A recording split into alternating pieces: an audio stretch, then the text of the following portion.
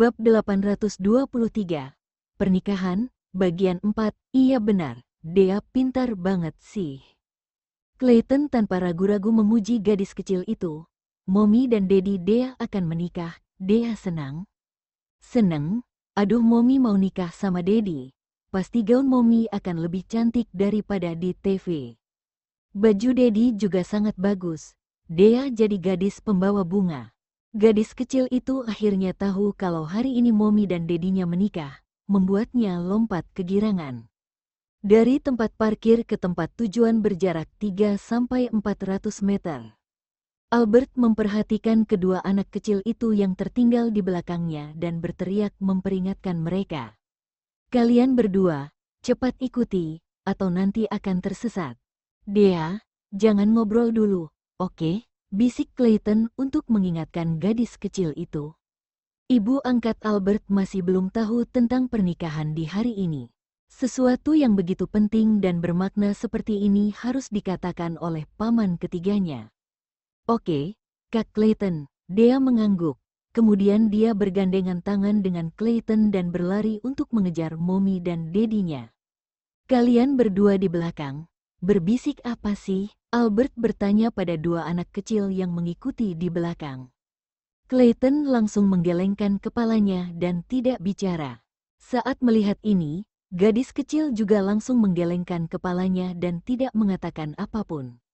Albert terhibur oleh dua anak kecil itu, samar-samar dia bisa mendengar suara orang. Lalu dia menoleh dan melihat jalanan di depannya. Setelah berbelok 2 kali, Albert melihat pemandangan indah seperti negeri dongeng. Ada ratusan bunga yang bermekaran di danau, membuat orang berpikir mereka sedang melihat surga. Setelah itu, dia melihat banyak orang yang dikenalnya. Semua anggota keluarga Okto ada di sana, termasuk kakek Okto, ibu dan ayah Kina, Kevin dan Tama. Selain itu ada juga beberapa teman dekatnya di industri hiburan dan sutradara drama terakhirnya. Matthew dan Thomas juga datang, Rafael dan Giselle juga ada di sana. Di sisi keluarga Okto, selain ada keluarga Okto, ada juga kerabat keluarga Okto yang pernah dia temui sekali atau 2 kali. Ada juga manajemen senior KRC International Group, lalu beberapa orang yang dia kenal, yang bekerja sama dengan KRC International, dan ada banyak orang yang tidak Albert kenal. Apa ini? Albert mencoba menebak sesuatu di benaknya. Perasaannya mengatakan ini benar. Tapi tidak peduli seberapa keras dia berusaha, dia tidak bisa mengetahui hal itu, seolah-olah ada lapisan kabut tebal yang menutupi. Ketika dia tersadar, Albert menyadari dirinya digendong oleh seorang pria dan berjalan ke depan karpet merah. Setelah itu Vito menurunkannya. Kamu apa ini? Ada apa? Albert masih terlihat bingung sampai sekarang. Hari ini adalah pernikahan kita, kamu lupa? Vito berkata sambil tersenyum tipis. Hah, Albert? Hah, apa? Pernikahan? Pernikahan? Kok aku tidak ingat? Albert mengerutkan kening. Tunggu, bukannya kamu datang untuk syuting iklan perusahaan VSL hari ini? Vito, jelaskan padaku. Hei sayang, tenanglah. Ada banyak kamera di pesta pernikahan kita. Kalau kamu terlihat galak dan netizen yang menonton siaran langsung akan meng-screenshot, nanti kamu kehilangan fans mulu. Vito berkata dengan tenang di telinganya sambil tersenyum. Hari itu, di rumah keluarga Okto, saat Albert sedang menaruh barang bawaannya di kamar, Vito membawa beberapa fotografer ke dalam rumah. Bahkan sebenarnya, sejak saat itu siaran langsung pernikahan mereka sudah dimulai. Bisa dibilang bahwa saat ini seluruh orang negara R tahu bahwa Vito mengadakan pesta pernikahan dengan Albert. Selain itu berita pernikahan mereka selalu berada di trending topik teratas di internet. Beberapa platform siaran langsung populer di negara R juga menyiarkan seluruh prosesnya.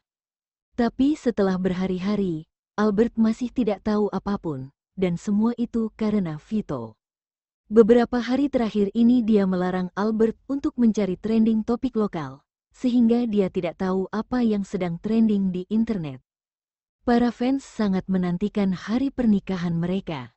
Vito Okto, Albert menahan emosinya, memanggil nama lengkap Vito dengan aura yang berbahaya. Artinya, hari ini aku Vito Okto akan menikahi kamu Albert Liam.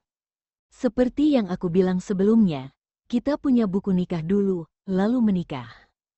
Dan hari ini adalah hari pernikahan kita, Vito menjelaskan dengan tenang. Albert menatapnya dengan sedikit kesal. Oh, aku sebagai orang yang bersangkutan, bahkan tidak tahu hal ini terjadi. Sekarang kamu tahu. Vito agak panik melihat reaksinya. Kenapa reaksinya berbeda dari yang dia bayangkan saat tiba-tiba tahu kalau hari ini adalah hari pernikahan Albert dengan dirinya? Ia kira reaksinya adalah Albert terkejut, lalu menangis bahagia. Tapi reaksinya seperti ini seolah-olah Albert ingin memukulnya. Bukannya kamu di sini hari ini untuk syuting iklan perusahaan VSL? Nada suaranya terdengar menahan emosi. Tidak kok, hari ini adalah hari pernikahan kita. Vito mengulanginya lagi, berusaha untuk membuatnya sadar bahwa hari ini adalah hari pernikahan mereka, dan bukan untuk syuting iklan perusahaan VSL. Tidak jauh, di kedua sisi karpet merah, ada kerabat dan teman yang datang ke pesta pernikahan. Ada juga selebriti, pejabat dan rekan bisnis. Mereka berdiri tidak jauh dari pasangan itu dan memandangi keduanya yang berdiri di depan karpet merah. Pasangan itu terlihat sedang berdebat, jadi mereka tidak bisa menahan diri untuk tidak berbisik dan membicarakannya. Ezra, menurutmu apakah Albert akan menolak untuk menikah dengan adikmu? Kina bertanya pada pria di sampingnya sambil tersenyum. Adik ketiga pasti tidak akan membiarkan Albert menolaknya. Ezra menjawab dengan percaya diri. Benar juga, kata Kina sambil tersenyum. Untung saja kamu tidak seperti adik ketiga. Kalau kamu menyembunyikan persiapan pernikahan dariku, aku tidak tahu sampai pernikahan dimulai. Mungkin aku bakal kaget banget sampai aku mau kabur. Akhirnya mereka memutuskan untuk mengadakan hari pernikahan, di bulan dan hari yang sama saat mereka menerima buku nikah 7 tahun yang lalu. Pernikahan Ezra dan Kina masih lebih dari sebulan lagi dan semua undangan pernikahan sudah dikirim. Ezra mengerucutkan bibir tipisnya dan tidak menjawab. Dia juga tidak bisa membiarkan Kina tahu. Ezra juga sama seperti adik ketiganya, secara diam-diam dia mempersiapkan pernikahan tanpa memberitahu Kina. Dia juga berencana untuk membohonginya untuk datang ke tempat pernikahan sebelum memberitahunya. Saat melihat reaksi Kina sekarang, Ezra merasa bersyukur dan meskipun nantinya dia akan berubah pikiran, tapi Ezra tetap tidak akan memberitahunya. Di samping mereka, suamiku, menurutmu Albert akan menolak menikah di depan umum atau tidak? Kalenia bertanya sambil berbisik kepada suaminya karena agak khawatir. Ketika Kalenia mendengar tuan muda ketiga mengatakan bahwa dia ingin memberi kejutan pada Albert sebuah pernikahan romantis, Kalenia juga merasa bahwa ide dan rencana ini cukup romantis. Tapi sekarang sepertinya hal-hal tidak berjalan dengan baik. Tuan muda ketiga seperti sedang menjelaskan pada Albert, tapi jika dinilai dari ekspresi Albert, dia terlihat tidak terlalu senang. Tentu saja Kalenia merasa khawatir. Kalau terlalu banyak kejutan mungkin saja akan berubah jadi hal yang menakutkan. Itu akan menjadi hal yang buruk jika Albert ketakutan, lalu pergi. Seharusnya tidak, kata Eldrick yang memihak putranya. Dan berdasarkan pengetahuannya tentang menantu perempuan ketiganya, apalagi ada banyak tamu penting yang hadir. Meskipun Albert marah, dia tetap tidak akan menolak untuk menikah dengan tuan muda ketiga. Bab 824, Pernikahan, bagian 5, dia akan tetap mau? Kalenia bertanya lagi. Setelah memikirkannya, mungkin saja Albert tidak akan menolak. Bagaimanapun juga, semua orang sudah tahu kalau Albert adalah menantu keluarga Okto. Tentang apakah mereka akan menyelesaikan masalah setelah pernikahan, itu adalah urusan suami dan istri, sehingga mereka tidak boleh ikut campur. Saat memikirkan ini, Kalenia jadi sedikit bertanya-tanya tentang bagaimana cara Albert menyelesaikan masalahnya dengan tuan muda ketiga. Mungkin, Eldrick berpikir hal ini sangat tidak mungkin. Meski istri dari tuan muda ketiga itu terlihat tegas, tapi bukan berarti Albert akan menolaknya. Sama seperti tuan muda ketiga, Albert juga suka bercanda. Di sisi lain, Matthew dan Thomas berdiri berdampingan. Matthew mengerutkan kening sambil menatap Albert dan Vito yang berdiri tidak jauh darinya. Beberapa bayangan adegan yang tidak dia mengerti melintas di pikirannya. Potongan-potongan bayangan asing melintas di benaknya dan seperti sesuatu yang sangat penting baginya.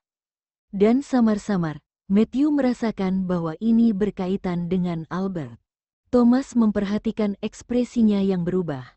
Ekspresinya yang semula hangat dan tampan, tiba-tiba berubah jadi muram, dan akhirnya berbisik untuk bertanya, "Ada apa, Matthew?"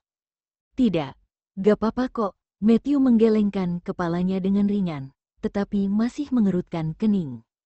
"Kalau gitu jangan cemberut, hari ini adalah hari bahagia keluarga Okto. Jika ada orang lain lihat reaksimu, itu akan menimbulkan kritik." Thomas mengingatkannya sambil berbisik. Meskipun dia sudah berkata begitu, ekspresi Matthew belum berubah, malahan ekspresinya semakin muram. Thomas memperhatikan Vito yang berada tidak jauh darinya, yang sedang memegang tangan Albert sambil tersenyum manis. Saat melihat ekspresi itu, dia tahu kalau saat ini Vito sedang membujuk Albert. Meskipun Albert masih berekspresi serius, tapi terlihat jelas kalau sebenarnya Albert tidak benar-benar marah. Hari ini adalah hari pernikahan Vito dan Albert, tapi tiba-tiba muncul di pikirannya menentang hal ini dan berkata, "Tidak, jangan menikah dengan Vito." Ekspresi Thomas menjadi lebih serius. Telapak tangannya yang besar memegang erat pergelangan tangan Matthew dan memberi peringatan dengan suara yang dalam.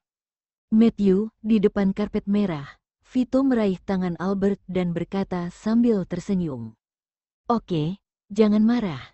Aku cuma mau memberimu kejutan pernikahan. Apakah kamu suka?" "Yah, aku cuma kaget." Albert sengaja mengatakan hal yang berlawanan. Karena hal ini benar-benar membuatnya kaget, Vito menghela nafas lega ketika tidak mendengar kalau Albert tidak menyukai hal ini.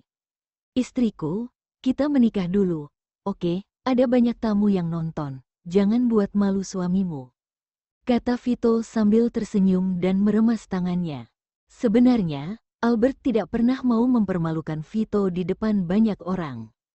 Bahkan ketika pasangan itu kembali ke kamar mereka dan menutup pintu, Albert juga tidak akan memarahi Vito. Beberapa kali memang Vito membuatnya kesal.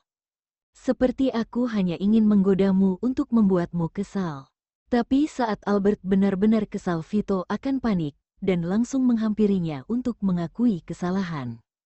Oleh karena itu, ada banyak orang yang berpikir bahwa Albert adalah seorang istri yang galak.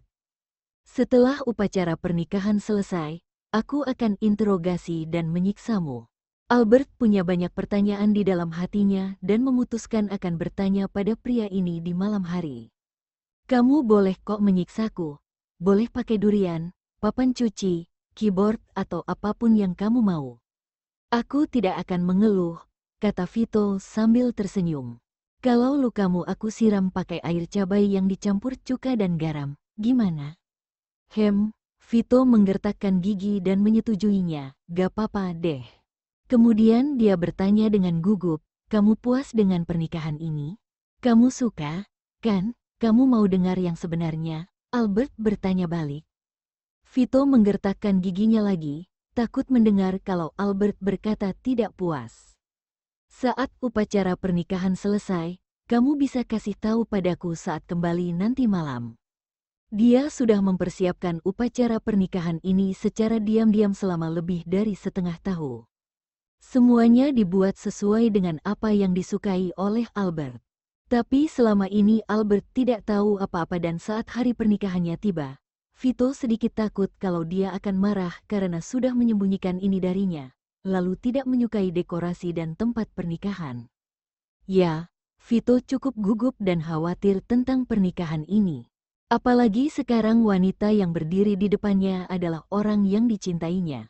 Tentu saja Vito akan mempedulikan pendapat dan apa yang dirasakan oleh Albert tentang pernikahan ini.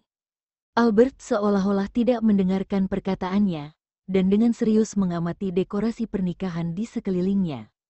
Ketika Albert selesai mengamati, dia berkata, "Aku puas dengan dekorasi pernikahan ini.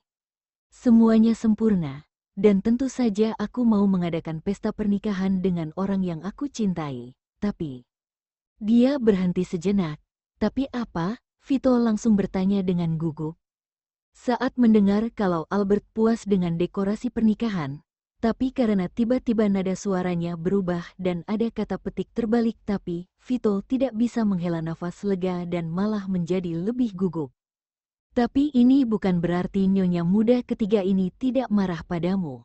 Albert mengangkat tangan dan menjewer telinga Vito, tapi dia tidak memakai banyak tenaga. "Kamu berani menyembunyikan ini dariku ya? Diam-diam mempersiapkan dan merencanakan pernikahan. Soal ini, aku akan menyelesaikannya denganmu malam ini. Oke, kamu bisa menyelesaikannya denganku di malam hari dan melakukan apapun yang mau kamu lakukan. Tapi ayo kita mengadakan pernikahan dulu." Vito langsung menyetujuinya sambil tersenyum. Untuk sementara keduanya bersepakat untuk damai, dan kemudian mulai melakukan upacara pernikahan. Para tamu yang berkumpul menghela nafas lega, dan beberapa tamu sedikit kecewa karena mereka masih mau melihat Albert yang menolak untuk menikah di depan umum. Kemudian Vito akan memohon dan membujuknya untuk tetap mau menikah. Pada akhirnya dua pasangan itu berdiri di karpet merah, saling berbisik dan menunjukkan kemesraan mereka lagi. Upacara pernikahan berlanjut ke tahap di mana pengantin bertukar cincin. Awalnya band sedang memainkan musik pernikahan yang merdu dan indah. Tapi tiba-tiba ada suara "brang" yang terdengar sangat keras. Para tamu yang mendengar suara keras itu melompat kecil. Tentu saja hal ini mengganggu proses saat mempelai wanita Albert dan mempelai pria saat upacara bertukar cincin kawin. Orang-orang yang ada di sana mengikuti ke arah suara itu dan menemukan bahwa menara sampannya yang sudah ditumpuk tinggi itu hancur, gelasnya pecah dan sampannya mengalir ke tanah. Seluruh tubuh Matthew tegang, tangannya mengepal dan ekspresinya terlihat menakutkan. Begitu dia hendak pergi, Thomas yang juga terlihat muram di sampingnya pun meraih lengannya. "Matthew, apa yang kamu lakukan?" Thomas bertanya dengan suara dingin dan tidak setenang sebelumnya. "Thomas, lepaskan aku, Lily." Matthew dengan paksa melepaskan tangan Thomas, tapi detik berikutnya tangannya sudah dicengkeram lagi. Dia berusaha melepaskan cengkeraman tangan Thomas dan pada saat yang sama, dia menggunakan tangan satunya untuk mendorong Thomas menjauh dengan seluruh kekuatannya, seolah-olah Matthew sedang kehilangan sesuatu yang dia cintai. Lalu berkata dengan bingung dan panik, "Tidak Lily, tidak boleh menikah dengan Vito. Lily milikku."